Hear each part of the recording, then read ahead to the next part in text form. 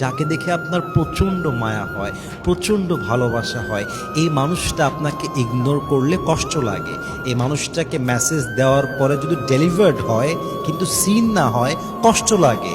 Scene হয়, reply না আসে, কষ্ট লাগে। রিপ্লাই আসে কিন্তু হোম, ইয়েস, নো, আপনার কষ্ট লাগে। কারণ কি? আপনার এই মানুষের প্রতি মায়া আছে, ভালোবাসা আছে, আবেগ আছে। যতক্ষণ পর্যন্ত মায়া থাকবে আপনার এক্সপেকটেশনটা কমবে না। আর যতক্ষণ পর্যন্ত মানুষের মনে আশা থাকে আরেকজনের থেকে, মানুষের জীবনটা খুশি হতে পারে না, সুখী হতে পারে না। আশা যত বেশি, কষ্ট তত বেশি। আশা যত কম, কষ্ট তত কম। যাকে দেখে যত বেশি আপনার মায়া হয়, এই মানুষটা আপনাকে তত বেশি কষ্ট দিয়ে ভাঙবে। আরে মানুষ তো এমন প্রাণী, যদি আপনি মানুষকে বলেন যে তোমাকে ছাড়া আমি বাঁচতে পারবো না, মরে যাব, মানুষ এত বেঈমান যে আপনাকে শেষ পর্যন্ত মেরেই ফেলবে। ঠিক কিনা বলুন আপনার সবাই?